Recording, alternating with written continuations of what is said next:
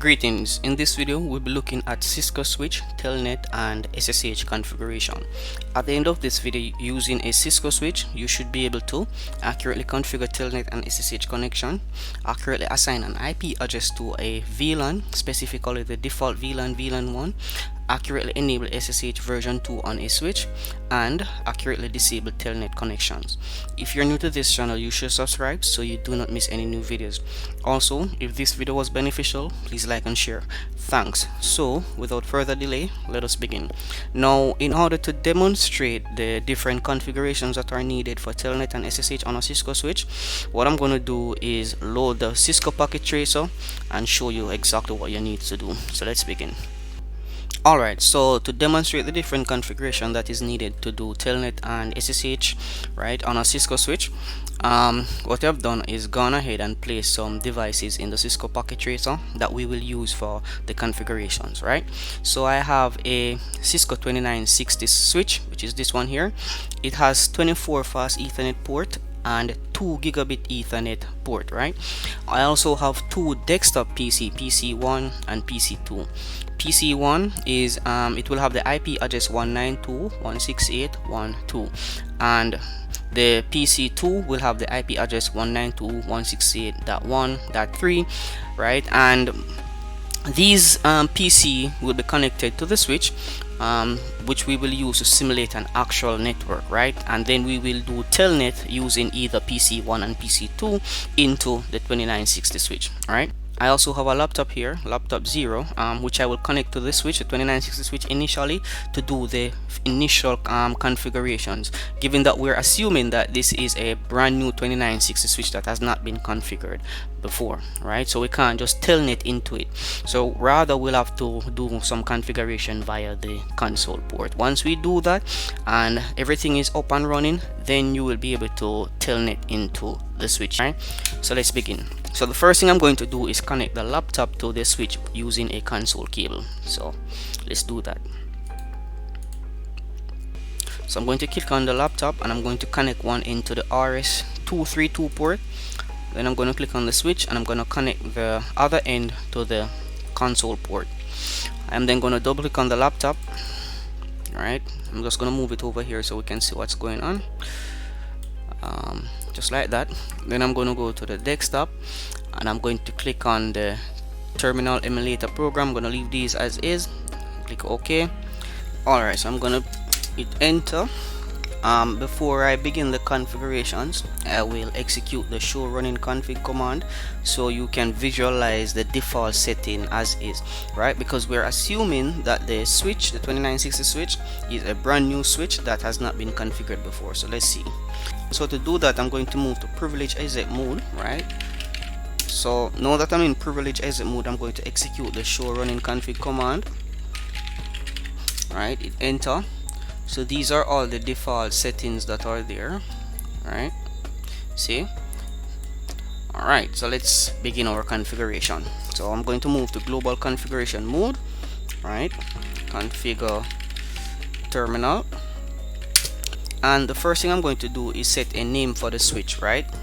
So host name, my switch, enter. The next thing I'm going to do is set a domain name, the default domain name for the switch, right?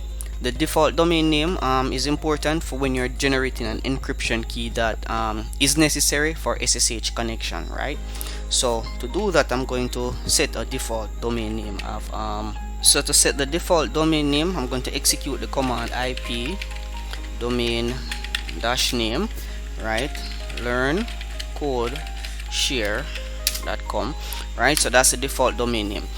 Now I'm also going to need a username and password for when I'm connecting to the switch via Telnet or SSH, right? So I'm just going to set that right now by using the command username. The name that I'm going to use is Ryan, and the secret for that username is Morgan.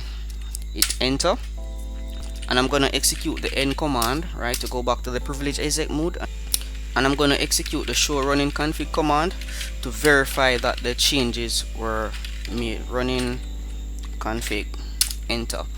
Right, so we can see where the host name was set here. We can see where the default domain name was set, and we can see where a username was set here, right? So I'm going to hit the space bar to move down. Now to allow Telnet or SSH, right, to connect to the switch and facilitate configuration, you will need to set a IP address for a VLAN on the switch. In this case, we will need to set an IP address for the default VLAN, which is VLAN 1, right? So if you look here, you can see where there is no IP address set and the interface is currently shut down. So what we're going to do now is set a IP address for this VLAN, which is VLAN 1, and enable it, right? So let's do that. So I'm going to enter Control C on the keyboard to break out of the list, and I'm going to move to global configuration mode, right, by entering the command configure terminal, and I'm going to move to the VLAN 1 interface, right, by entering the command interface VLAN 1. Alright, once I'm in that sub command, I'm going to set the IP address. So I'm going to execute the IP address command, right? 192.168.1.1, because we said that we're going to use the IP address of 192.168.1.1 on the switch, right, on the default VLAN.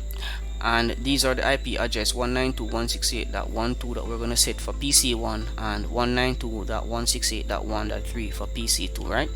Alright, so let's go back to the console. Alright, so 255.255.255.0, so that's the subnet. Once I do that, I'm going to hit enter, and I'm going to execute the no shutdown command, right, to enable the interface. So right, once you do that, you should get a little message, right, just like this, and it's basically saying that the interface state of it was changed to up, right? So it's now enabled. Alright, so let us do some other minor configuration before we actually test our switch. Alright, so I'm gonna enter the command exit once, right, to go back to global configuration mode, and I'm going to move into the virtual teletype line, which is this line here, right? And I'm going to execute the login local command, which will ask persons connecting to the switch via Telnet and SSH to enter a username and password. So let us do that. Alright, so I'm going to type line VTY 0 to 15, and I'm going to execute the command login local, which I've said before will prompt the person entering the switch via Telnet or SSH to enter a username or password, a local username or password. Alright, login local. I'm going to press exit. Right now, I did say earlier that to facilitate SSH connection, we will have to generate an encryption key on the switch, right? Now, to do that, we need to execute the following command, which is crypto key generate RSA. Hit enter, and I'm going to enter a value of 1024. Now you can practically enter larger values, so what you might want to do is read up on this some more, right? So let's continue. So I'm gonna hit enter, right, and I'm going to give some space. I'm going to execute the end command to go into privilege exit mode, and I'm going to execute the show running config command so we can verify if the changes were made. I'm going to hit enter. So let me see. So the host name was set, the default domain name was set, our username and secret was set. Let's scroll down some more. You can see where the VLAN now has an IP address and it's not shut down anymore, it's now enabled.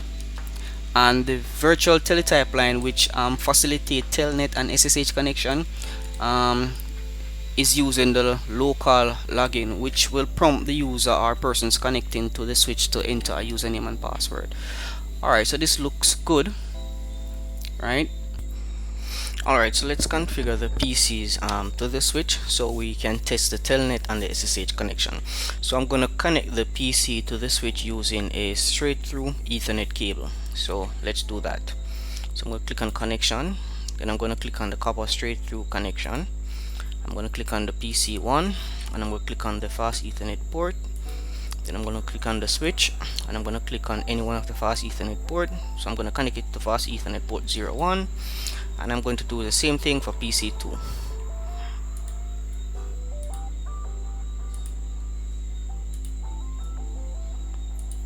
Alright, so now we connect the PC to the switch. Physically, what we now need to do is set the IP address for both PC. So to do that, I'm going to double click on PC1. Alright, so let's get this a little bit smaller so we can see what's going on. And I'm going to click on desktop. Then I'm going to click on IP configuration. So I'm going to click on it once, and I'm going to type the address, which is 192.168.1.2, and the subnet mask is 255.255.255.0. Once I do this, I'm gonna close, and I'm gonna do the same thing for PC2. So let's do that. Double click, make this a little bit smaller so we can see what's going on. Click on desktop, IP configuration, and the IP address for PC2 is 192.168.1.3, and the subnet mask is 255.255.255.0. There's no default gateway nor DNS server. So once we do that, we're gonna close this. Now to test if the PCs are connected, right, I'm gonna ping PC2 from PC1, just to demonstrate that we actually just create a little connection, right? So let's do that. So I'm gonna double click on PC1. I'm gonna make this a little bit smaller so we can see what's going on. I'm gonna open command prompt, and I'm going to ping 192.168.1.3. so we're on PC1, and we're gonna ping PC2 to demonstrate that we actually have a functional network going on here. So let's do that. Enter. Right, and you can see based on the reply that we actually have a connection to PC3. So what I'm going to do now is from PC1, I'm going to telnet into the switch using the telnet command to demonstrate to you how you can do that. So let's do that. Now to do that, right, let me go from the beginning. Alright, so normally when you're connecting to a switch or a router using Telnet or SSH, there are programs such as PuTTY and OpenSSH that can be used. However, for demonstration purposes in Packet Tracer, I will be using the command prompt, right? So let's jump into it. So what I will do is I'm going to use PC1 to demonstrate the Telnet and the SSH connection to the switch, right?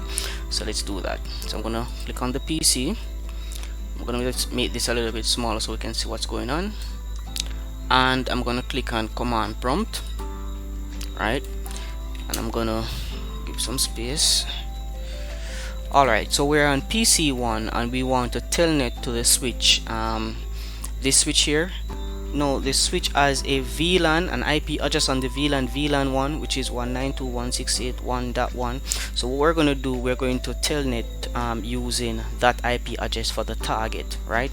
So let's begin. So it's telnet, and the IP address of the target device that we want to connect to is 192.168.1.1, right, which is the IP address of the default VLAN on the switch, this switch here. Alright, so once I do that, I'm gonna hit enter, right, and it prompts me for a username, and if you remember correctly, we had created a username, a local username called Rayon. I'm gonna press enter, and it prompts me for a password, and the password for Rayon was Morgan.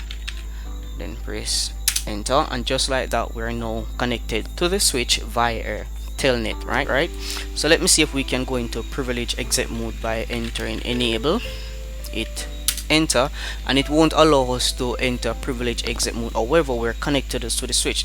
So right off the bat, you should realize that when you're connecting to a switch or a router via Telnet or SSH, you will have to make sure that a privilege exec password is set, right?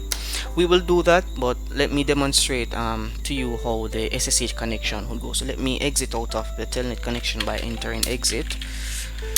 Right, and I'm now going to SSH into the switch, right? So SSH dash L, and the name, the username on the switch that we want to use to connect, which is Rayon, and the target switch is 192.168.1.1.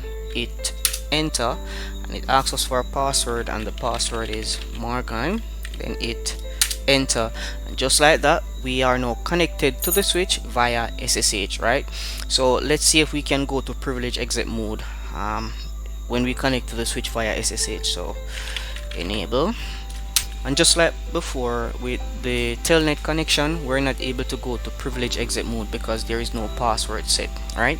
So I'm going to exit off of this and connect to the switch via the console cable to do the last set of configuration, and then we will retest it again to see if this time we will be able to go to privilege exit mode. So let's see how we do that. So I'm going to exit the connection, exit, and I'm going to close this.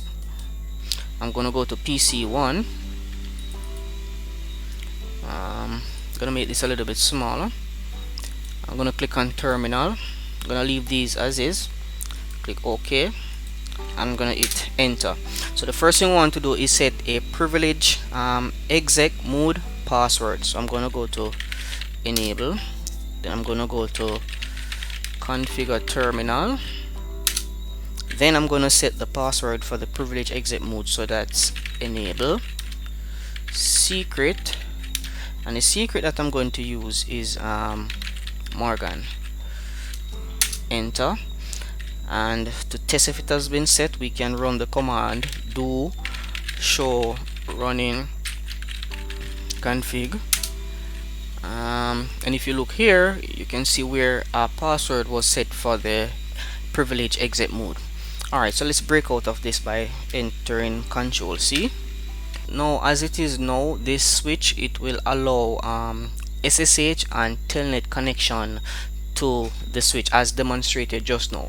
However, in your production environment, you might not want to allow Telnet connections to your switch or your router, because Telnet sends data via the network in clear text format, right? And that is not secure. If somebody intercepts the data that you're sending from your computer via Telnet to your switch or your router, they might be able to intercept the data and interpret what code or command was sent, including passwords and different encryption keys. So you don't want that. So one way you can enforce on your switch or your router is to disable Telnet on it, right? Which I'm going to do.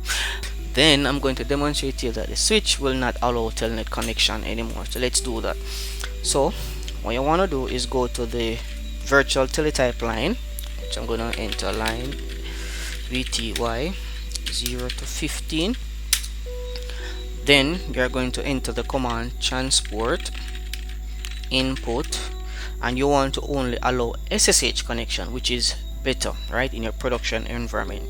Right, so transport input, and we only want to accept SSH connection. So I'm going to type SSH and hit enter. Alright, I'm going to break out of this by entering exit. Alright, now by default the switch or the router will be using SSH version 1, but you want to use version 2 in your production environment. It's a little bit more secure than version 1. Now to set that, the command is IP SSH version 2, right? Hit enter. So what we have just done is enable SSH version 2 on the switch, as well as restrict Telnet connection to the switch. So before I exit and demonstrate that this actually works, what I will do is show you the settings that we just configured. So I'm gonna exit out of this, and I'm gonna execute the command show running config. Let me show you. So if you look here, you can see that the switch is actually using version 2 SSH now. I'm gonna go down further, and if you look here, alright, this line here and this line here signifies that connections to the virtual teletype line, it will only allow SSH connection and not Telnet anymore, right? So that's how you restrict it. So what I'm going to do is save this to the startup config, and I'm going to go back to PC1 and try to connect via Telnet and SSH and see which one it allows. So let's do that. So first thing I'm going to do is save this by typing copy, running config to startup config, enter once more. I'm gonna enter exit, and I'm gonna close this. Then I'm going to go to PC1. I'm gonna make this a little bit smaller so we can see what's going on. I'm then gonna go to command, and now I'm going to try to connect to the switch via Telnet protocol. So let's see if it works. So it's Telnet space the target, which is 192.168.1.1. so if you remember, initially when we did it, it worked, but then we went into the switch and we restricted Telnet connection to the switch, right, as well as configured SSH version 2. So let's see if we can still connect to the switch via Telnet. So it enter, and if you realize, we got a error message right here. So first it says it's trying to connect, then the connection opens, so that it means that it connected to the switch. Then the switch actually closed the connection, so because it realized that we were trying to connect via Telnet. So just like that, we cannot connect to the switch via Telnet anymore, and this is something that you want to do in your production environment for the same reason that I had just explained, right? So now let us see if we can connect to the switch via SSH. So give some space, SSH space -L, the username that we're going to connect to the switch with, which is Rayon in this case, space, and the target of the switch, which is 192.168.1.1. so it's 192.168.1.1. it enter, and it asks for a password, which is Morgan. Then it enter, and just like that, we're connected to the switch. So you see, what we have just done is restrict Telnet connection and allow SSH connection, specifically version 2 SSH connections. So let us now see if we can go into privilege exit mode, right? If you remember, initially we could not go in it because we did not set a password for the privilege exit mode, but we had gone and done it. So let's see if we can actually go into privilege exit mode now. So enable, it enter, and it asks us for a password, and if you remember, the password was Morgan. It enter, and we are able to go in now. So let me show you. I can actually run commands. So running config, see, just like that. Alright guys, so what I have just done is show you the basic configurations that are needed to facilitate Telnet and SSH connection to a switch, right? And you should remember that to facilitate these connections, you need to set an IP address for one of the VLANs on the switch or the router. In this case, we set the IP address for the default VLAN, right? So that's the end of the video. Bye.